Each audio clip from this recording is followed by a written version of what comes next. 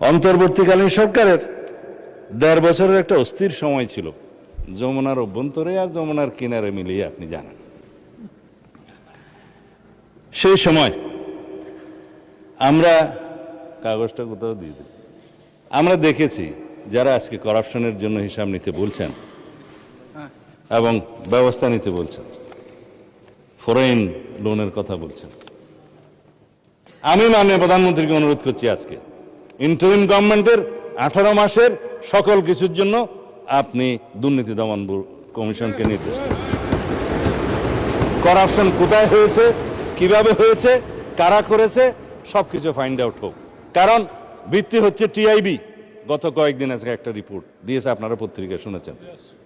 সর্বোচ্চ দুর্নীতি হয়েছে ইন্টারিম গভর্নমেন্টের সময়ে, সেই দুর্নীতির পরিমাণ আমি বলছি না, পত্রিকাটা এখন আমার কাছে নেই, সবাই নিশ্চয়ই দেখেছেন। তো তারা তো এক্সামশন পেতে পারে না। এই একটা অস্থির সময় পার হয়ে নির্বাচন আদায় করতে হয়েছে মাননীয় স্পিকার আমাদের। এখন আমার বন্ধু মানে এমপি নাহিদ সাহেব বললেন আমি নাকি এখানে একটা সরল স্বীকারোক্তি করেছি যে অনেক কিছু আপোষ করে আমরা জুলাই সনদে সই করেছি।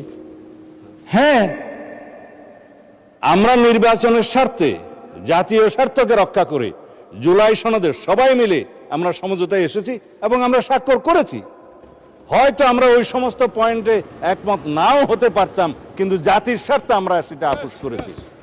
এটা কেন মিস ইন্টারপ্রিট করা হচ্ছে? যাদের প্ল্যান ছিল নির্বাচন হবে না, 5 বছরের জন্য থেকে যান, সেটাও তো আমাদের নজরে রাখতে হয়েছে।